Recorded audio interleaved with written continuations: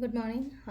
Ngasigi akhoi runes ki reading haipetang yengase ko haidi runes ki haragadi symbol khanbado akhoi nungtigi symbol ahamba yengba ngai gi oina haraga so ko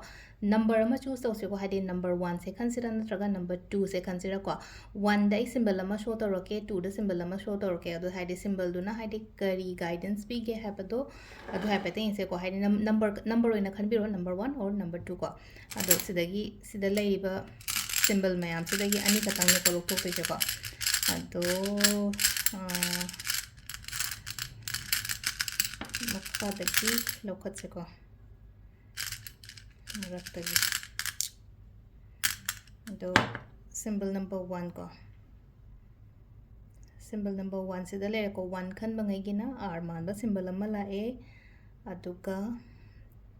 symbol number 2 khan bangai number 2 khan bangai gina haidi v man ba symbol ama la ko ado si se kari symbolize tawino adu haipetang haijara age me amda first ki symbol sina sida hai se kaina ngasi gi oina haraga di chat ke khot ke kaina ga leraga di go chat pi o thabai khang chat ka da wa leraga di chat pi o progress laigani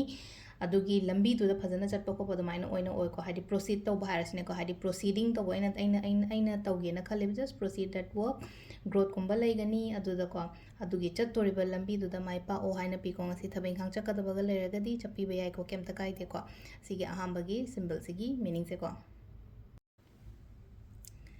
sigi symbol number 2 na mok sida indicate choi je kaino hai kan sida ko isha gi na ai se haidi haijaram gani ko haiba mayam se loina hajik phajan ba punjan ba gumba dumaina gumba leraga di ko haidi ai se thabak to bom hai creative oiba mi ne person ne na khala se lai yak pani khangde phi sha bani khangde phi lon bani khangde any kind of thaba ama toba yamna hairaga so haidi creativity se loina saina phumjalaga thambagi type tam tawe ko adu do hangdokpa matam ne ko hajik se haidi adu do haidi open up tawraga tholo on hai ko ai knowledge to hai tare ko ai knowledge na haidi vision ama semaga dumaina thaba inkhang to biyo na hai ko sida hai se ko adu number 2 gi symbol se jo phadi phai adu aina action lowa mayam darkar hoeba adu sida leire ko khoi gi